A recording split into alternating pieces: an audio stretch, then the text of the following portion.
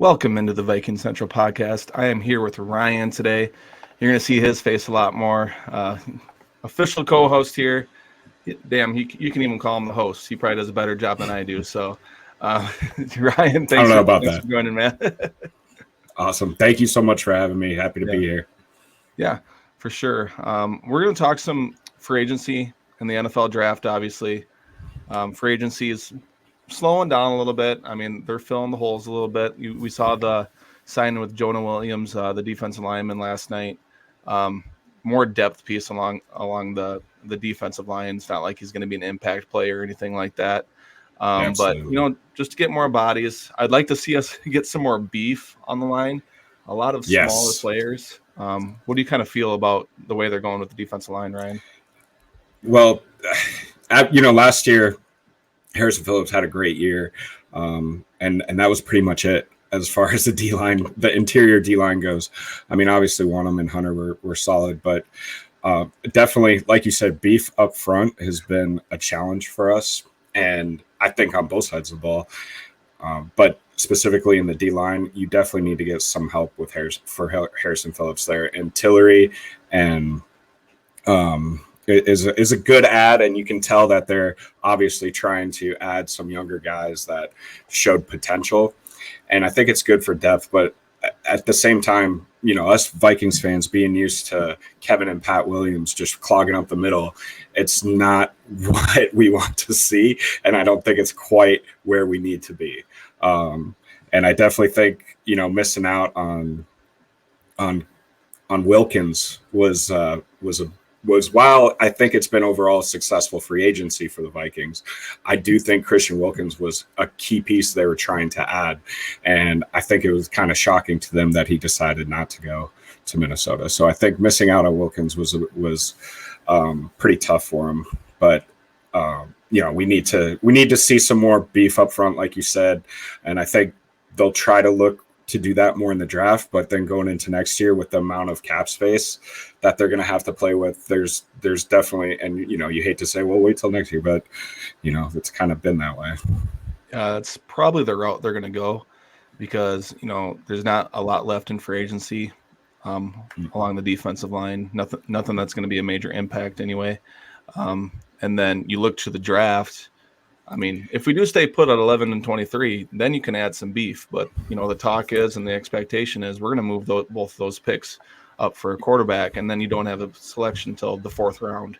Yeah, where you're probably not going to get an impact player there either.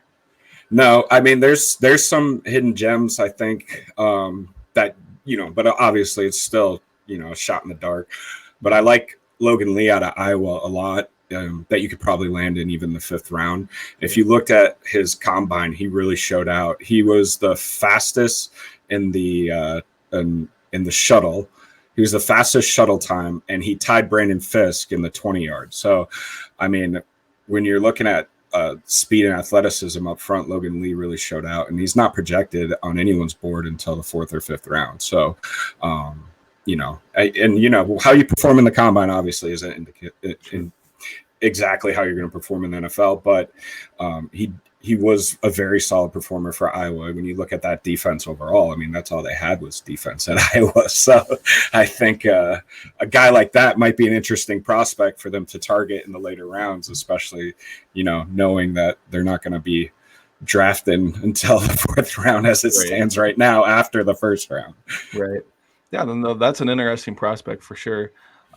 It's kind of what they did last year. Jacqueline Roy too was kind of a middle round pick, and he showed some flashes last year. So maybe they're betting on him making another jump as well. They did re-sign Jonathan Bullard, but they're essentially running it back and filling with some depth pieces. They released Dean Lowry, and then obviously they're going to have new players on the edge with Jonathan Grenard and then Andrew Van Ginkel. So I think they're going to get after it. The run defense does scare me a little bit, though, to be honest with you, still at this point. Well, yeah, and then when you got, the Josh Jacobs coming into the division as well. Mm-hmm. And, I mean, it's not like we're facing a bunch of scrubs at running back or O-line.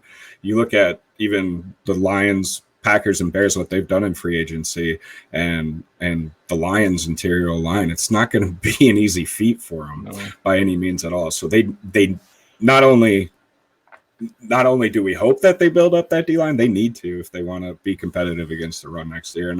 And I mean, I love Grenard and Van Ginkel coming in to replace Hunter and Wanham.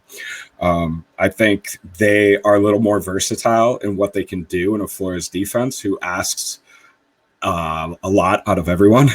You're going to play almost every position, and you can take a Grenard and you can drop them. You can. Van Ginkel already showed he can drop into coverage, and he had that pick six he had last year against Washington. I mean, that showed his athleticism right there, just straight off the edge. Howell trying to hit someone over in the flats, and he just said, "I'll take that," and ran it in. That was awesome to watch. And Grenard is a personality. We've seen that already in his interviews. He's going to be a fun guy to watch. Yeah, I think he's going to be a fan favorite, to be honest with you. He's just seems like a really good guy. Humorous. Yeah, he's going to fit in really well, to be honest with you. They did make a lot. Go ahead. I totally agree. Yeah. And I love the pieces on defense they've brought in. I do think, they missed out on Wilkins, and that hurt. And because they missed out on Wilkins, I think all the other interior D linemen that went, DJ Reader and everyone else that signed with other teams, those were never really on their board to target. And so, we never really saw anyone, even Armstead, we didn't even see that they were trying to sign with these guys. Right. I thought they'd maybe go for DJ Reader, and of course he ends up in Detroit, of course, in the division rival. That's how it works. But that's good. I'm sure Bradbury will handle him just fine. Oh yeah, gotta love it. Gotta love the yearly ragdoll toss of Garrett Bradbury. We're accustomed to it by now, but it is what it is. He's a solid player. He's improved, but at the same time, I've said it over and over again. He's done about as well as you can possibly do with everything that God gave him. Right. He's just. That's just his size. I mean, it is what it is at this point.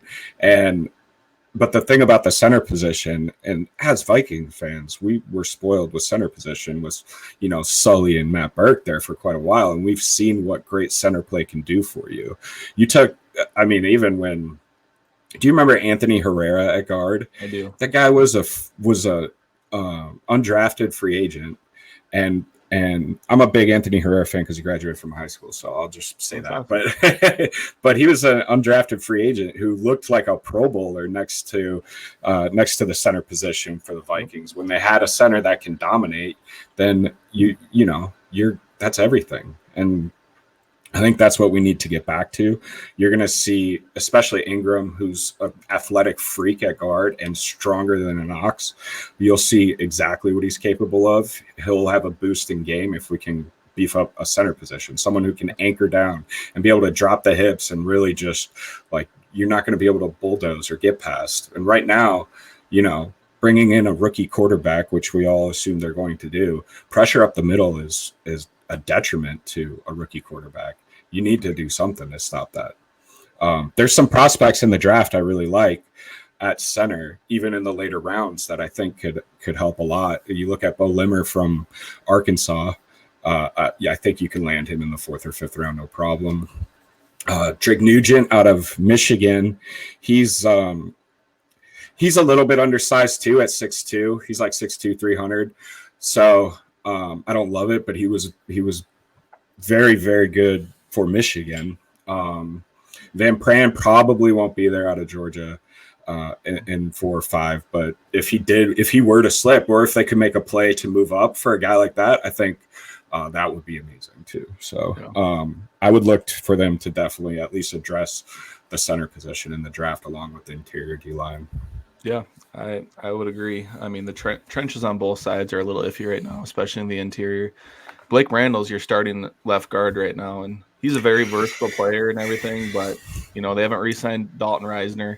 They did give Randall a 3-year deal, so maybe they look at it as a starting opportunity, but I think I think it's kind of shocking to everyone after KJ signed that Reisner hasn't been signed, because I understood there for a while. I thought, okay, let it play out and make sure you get that the comp pick, because I can't pronounce right now, but the comp pick for next year in the 3rd round, And when the Patriots did sign KJ, I thought for sure we would turn around and sign Dalton right away, but that hasn't happened yet. And it really, I mean, it's really curious to me because why did he go so long last year into the season without being signed after performing well in Denver? And I know there was a little bit of locker room stuff with him in Denver. He got, I think he got into kind of a fight on the sidelines in one game last year, and I wonder if that has plagued him since. Honestly, not last year, but 2 years ago, he got into it on the sidelines with a teammate in Denver, and I don't know. I don't know if that has something to do with it or not. Honestly, it's pure speculation. It's just, it doesn't quite make sense to me because he did play very well. He played well, and he was a guy hustling down, making blocks. He was always near the ball toward the end of the play. Why wouldn't you want a guy like that? And I don't know. It just makes me question like what's going on. Yeah, it is interesting, to be honest with you. Like you said, it happened last year. It's kind of happening again this year. And he seemed great in the locker room. He was so thankful to be in Minnesota and seemed like he was a great teammate. But I don't know if he's looking for more money than what the Vikings are wanting to give him, or if he's just holding out for more money, or what it is. But yeah, it's interesting because there really has been no steam, no steam whatsoever. Yeah, he's been active on Twitter too, and it almost seems like barely anyone's reaching out, or I don't know. But I mean, I will say the Vikings are there's a clear path here where bloated long-term deals are just not in their future. And so, if that is something maybe he's looking for, then yeah, definitely Kwesi has showed he's not signing anyone to these crazy. I mean, since who's locked up the longest on the Vikings right now? I think it's Hawkinson. Outside of that, it's like prove it. Maybe Grenard with a 4-year deal that just got signed. I'm surprised Kwesi went all the way to 4 years. he did, but you look at the guarantees too, which I think it's what a 4-year, $78 million with 42 guaranteed. Yep. 42 guaranteed, and I think after year 2 you could pretty much cut ties. So I mean, it is a 4-year deal, and I thought it was funny when Hunter signed his deal, and it was was it 98 million guaranteed? I think it was 90. I think it was 98 million guaranteed, but and everyone was like, the Vikings couldn't have done that. They signed this guy to set, and I'm like, it's a totally different contract. Look at the guaranteed money. Yeah, they didn't want to pay 25 million a year for Hunter if they can. And the thing about Hunter, while as dominant as he is, he doesn't have that versatility that Grenard has. And I think that was a huge factor into the way they approached this offseason. Especially, how lucky are the Vikings that Flores is even still the defensive coordinator? I know it. It's a great point. I thought he would have got a head coaching job for sure, but yeah, he didn't even get. I guess when you sue the league, it's hard to get a head coaching job. It is tough. Well, I think when you sue the NFL, that might play a factor into why. Yeah. Looking at free agency as a whole now, they did address a lot on the defensive side, not so much on the offensive side. They re-signed some of their own guys. They got Trent Sherfield, who maybe might not even make the roster. He's a good run blocker, but that's about it. And then I think they could still add more pieces. The one guy everyone's been still talking about is maybe Xavier Howard, because he's got some ties with Brian Flores. And it'd probably be a short-term deal, 1-year contract probably. People say he may be washed up. He's kind of struggled the last couple of years, but do you think he'd fit in here? I mean, they probably do need to add a piece to the secondary yet. They haven't really done anything to the secondary yet. Is that someone who intrigues you at all, or is there someone else that maybe is on your mind? Well, living in South Florida, I watched a lot of Xavier Howard, and for the right, I mean, kind of with everyone, for the right price, I think he's very interesting. I do like Tre'Davious White more if they're thinking corner. It just, again, it's going to depend on the contract situation. The thing about Xavier Howard that I didn't like so much watching him in Miami was that he kind of got lost in zone coverage a little more. If you watch him as a one-on-one defender, he's pretty good. So if you bring him in and you have him match up, then I'm okay with it. If you're telling him to play these complicated zone coverages and stuff, then I don't know that he's going to be the guy that you want there. Sure. Yeah. He's super athletic. I mean, but he's also suffered quite a few injuries in his career too. So that's another thing you got to look at. Yeah, like I said, I do like White a little better than Howard if they're going to target a corner in free agency. And having said that, man, I know Evans got lost last year, especially toward the end of the year, which I didn't quite understand. Like I thought he's playing good at the beginning, and then there are a few times on defense where we're just like, where are you going, man? But between him and Blackman, and even Booth Jr., I'm not on a high horse saying we need a corner as much as a lot of other people are, because I think Blackman will make huge strides going into year 2. And I don't know. I think that there's other areas of need before corner for the Vikings right now, and particularly the trenches. Oh, for sure. And I was just looking at Mel Kiper's mock draft, and I think he had us taking McCarthy at 11, and then he had us taking Cooper DeJean at 23. And I was kind of thinking to myself, I'm like, I think we go defensive line at 23, if anything, at the 23rd pick. But I think, yeah, I mean, if depending on the board, I've been saying I don't see why it's not possible for us to take McCarthy at 11. Yeah. There's one other time in NFL history that 4 quarterbacks were taken in the top 10, and never has there been 4 quarterbacks taken in the top 5. And I know this is a deep class, so I'm not, knocking that at all. But if McCarthy is going to be the 4th quarterback taken, if you look at who drafts after the Patriots, I know the Vikings could get hopped by the Broncos or the Raiders. Someone could trade up in front of them. But if you look at the teams that pick after, I mean, Arizona and LA are probably going receiver. It's a deep receiver class. It's a deep tackle class. It's a deep quarterback class. That means at 11, there's like after that, and here's the other thing. If another team is going to trade up to try to go in front of the Vikings, if you're the GM of the team that's getting called, for example, let's say Denver sees that McCarthy's still on the board at 5. They're going to call LA and say, hey, let's make a deal. Well, whatever deal they're going to offer, as the general manager of the Chargers, if you're thinking about trading that pick, would your immediate next phone call not be to the Vikings, who have 2 first-round picks this year? Hey, we got this offer from Denver. Can you guys beat it? And yeah, we can beat it. As far as ammunition goes, I don't know that anyone's beating the Vikings. But yeah, that would just be smart general. And I don't know if the Vikings are willing to risk that is the biggest issue.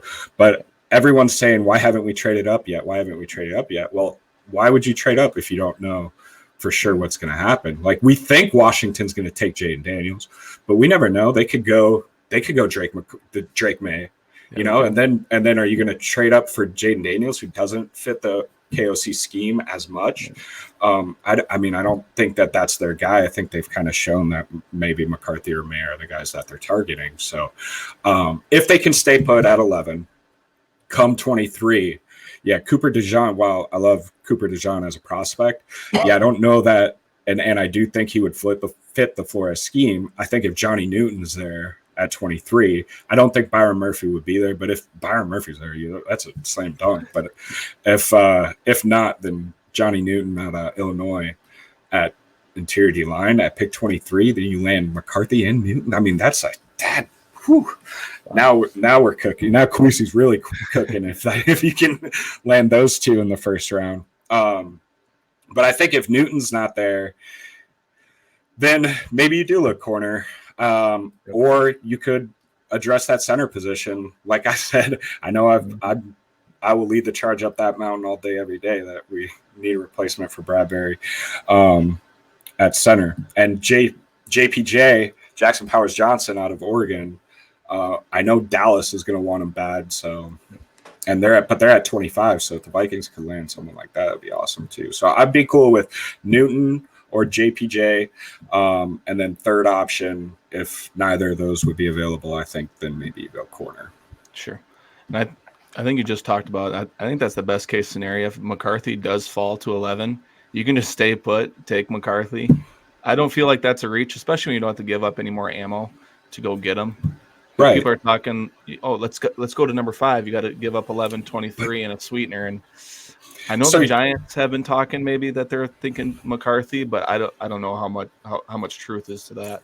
But I don't see it. I mean, I know there's been a lot of talk about it, but and the Giants will probably leak that they're thinking it too, because why not try to make someone trade with you or something, you know? Mm-hmm. But if you got Dable, who had a, you know, granted Daniel Jones got hurt and they had a ton of injuries, but real rough year last year for the Giants, and Dable's on the hot seat. Are you, as a coach on the hot seat, knowing like, hey, if I don't perform this year, like that's it? Are you going to go draft a quarterback of the future? I mean, I think when you have a top 10 pick, you're going to pick the best available player, and my guess would be it'd be a tackle. It could be receiver, but tackle or receiver to help boost your team. Someone exciting, at least, you know. I don't see them going quarterback to replace Daniel Jones when Daniel Jones is already locked down for that year. And all you're going to do is give the fan base something to yell about. If you draft a quarterback, the first interception Daniel Jones throws, all of New York is going to be rioting, ready for a new quarterback. And is that something you really want to put him? I mean, you look at Daniel Jones, like he's shown that he can get better. You know, he has progressed. He didn't start off last year great, but the year before he had an incredible year. We saw that firsthand. They won a playoff game. And so I don't know. I think Daniel Jones is going to be their guy next year. And they're not going to mess around with quarterback in the first round. I just don't see it. Yeah, and I don't think a quarterback there is a good fit anyway. Not right at now. least when Daniel Jones came in, he had Saquon Barkley. I mean, they don't have Saquon Barkley anymore. They're not going to have much of a resemblance of a run game. They don't have many weapons. So that's kind of how I feel about New England too, where I'm not 100% sure they're going to take a quarterback. I could see them taking a quarterback, but I feel like they have so many more needs to address. But at the same time, you know, I think they're one of the best huge question mark. Yeah. I think there's such a question mark because there's a whole new regime there. Mm-hmm. And yeah, I mean, I think it's more likely that the Vikings would trade up to 3 than 4 or 5, though. I will say that.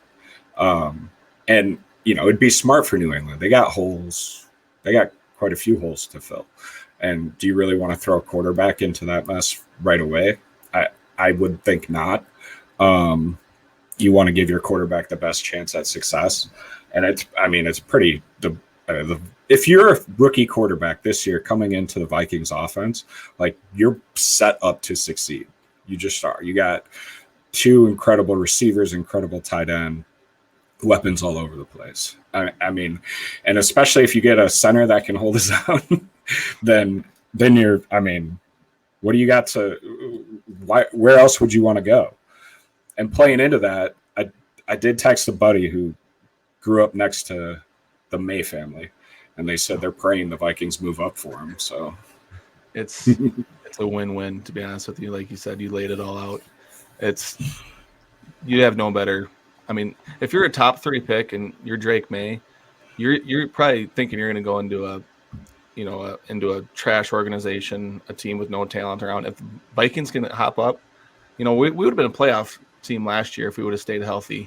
And people are kind of talking about that Chicago too. Oh, Caleb Williams is coming into the best situation a number 1 overall draft pick has ever came into, and it's starting to look that way. To play in Chicago in the winter. Yeah, honestly, right?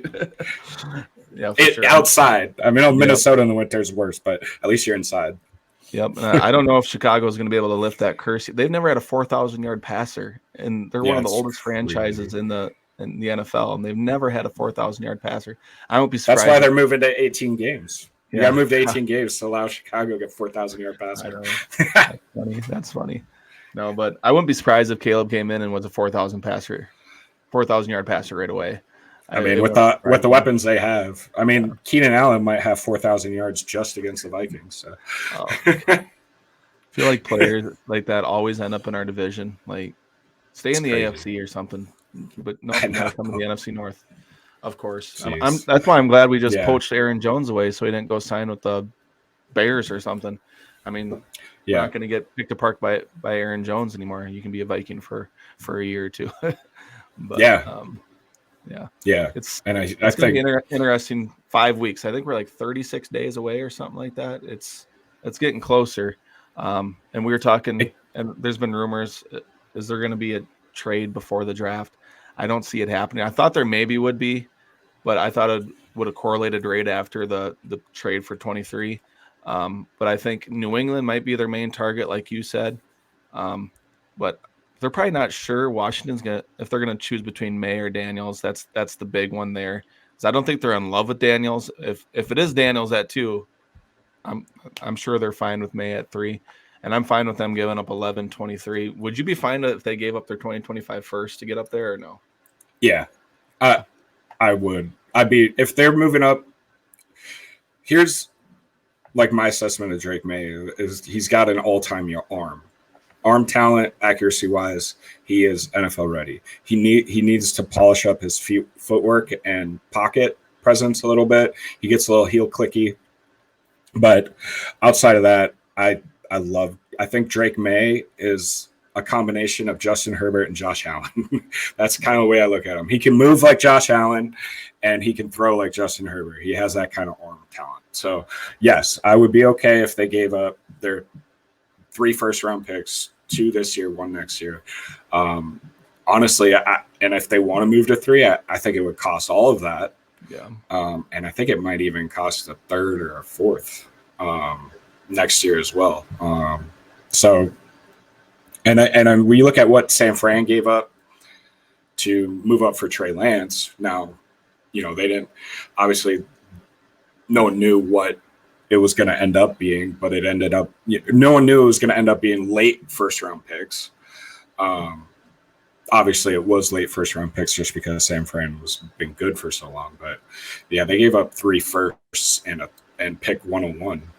So there is a little precedent. Yeah. I mean, I think so. But even though they weren't able to give up 2 first-round picks in the same year, I think that's one thing the Vikings have going for them, that maybe they could leverage that. What will I don't know. What will it? I don't know. But I think their overall plan is to wait and see what Washington does.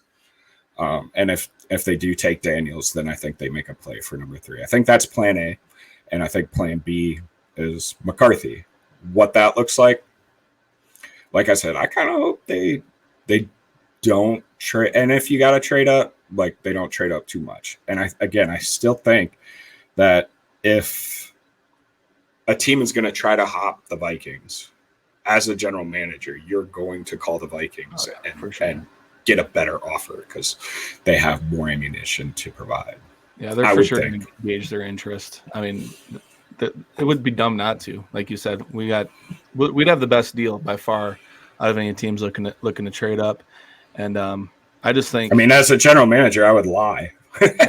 Yeah, right. And say the Broncos have, and hey, you know what? And then if we got to pay to move up to make sure we get our guy, I don't know. If we don't land McCarthy or May in this draft, do the Vikings fans burn down US Bank Stadium? Is my question. Sammy Darnold, baby. Sammy Darnold. Be a gunslinger in 2024. I mean, he might start regardless, even if we do. I think he will. Guys. Yeah. But at the same time, he can start. We have something to look forward to in that quarterback room now if it doesn't happen. I mean, what other options are you looking? Do you look at Michael Penix at 23 or Bo Nix or what's the second option there? I like Penix. I like Penix. I think he it's tough when you play that bad in the national title game to come back from. But if you look at his overall body of work, I mean, he's got all the tools.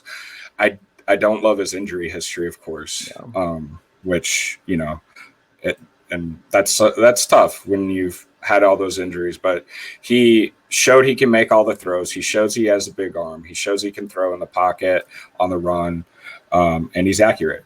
And so even though he didn't play well in the national title game, I understand that, but you know, Ewers didn't play well in the Final Four either when they played Washington. But I like Quinn Ewers a lot, and I just got roasted for even suggesting the Vikings wait to next year to draft a quarterback. We are an impatient fan base. I get it. I understand that. But at the end of the day, if you cannot give up a ton of draft capital and still land the number one quarterback next year, I don't know that it's the worst thing in the world. Because I look at Quinn Ewers comparable to Drake May. Like, I think he's that good. He needs to put a little more meat on his bones. I understand that. But when you look at his arm talent and accuracy, I think he has all those tools as well. But I get it. I don't know. We all want a quarterback this year. I understand. I know. It like you said, they might burn down the stadium or go to freaking Egan, and I don't know. It's not going to be good because it's been a lot of talk. It's been a lot of excitement about we've never picked a quarterback in the top 10 in the history of the franchise. Never. 11 is the highest. I think that was Dante Culpepper. Yep. Culpepper was the fourth quarterback off the board, and it was pick 11. That's a little eerie. I'm saying. It could happen again. It could happen again. Ponder was 12. Was at 12 too, so yeah, right in that sweet spot. Yep, where it's time to take a franchise quarterback. But yeah, Drake May is definitely my number one guy, and then followed by McCarthy. I don't want to give up too much for McCarthy. I hope he falls to 11, but at the same time, if Kevin O'Connell and Kwesi, they identify a guy, that's our guy. Go do what you got to do to go get him. I mean, at the end of the day, if you think he's going to be a franchise quarterback and he does end up being a franchise quarterback, no one's gonna say two words about it. So nope. It's big time. So, and not only that, it's if it doesn't work out, then you won't have a job with the Vikings for 2 months. Yep. So you might as well go get your guy. Exactly. So but yeah, NFL draft. I think April 25th, the first day of the draft in Detroit. It's going to be a lot of fun. We are going to do a live stream, so everyone stay tuned for that. We're going to be live on Twitter and on YouTube. Hopefully we can have some excitement. We see a big trade or a big selection for a quarterback. So anything else you want to add, Ryan? No, I mean, I will just say it is a very exciting time to be a Vikings fan. Make sure, as fans out there, you do understand that and that you embrace it and you enjoy it, and don't get all caught up in your feelings, man. At the end of the day, we're all very passionate about this team, and it's going to be fun. We're all hoping for the best, but at the end of the day, too, we have no idea. It's kind of a shot in the dark with the quarterbacks. Even in the NFL, they get it wrong all the time. So yes, we hope they hit, and we hope they don't give up too much for it. But if they do, even better. Yeah, well, there could be 4 quarterbacks taken in the top 10, and probably only 2 are going to probably turn out. And I know Colin Cowherd has said this on the Herd, like, he feels comfortable with pretty much any rookie going to the Vikings because of the Kevin O'Connell and just the overall system and the surrounding talent around Minnesota. How couldn't you, I know it. Yep. No, like you said, very exciting time. Thank you for all that tuned in. We will see you again on the next one. God bless.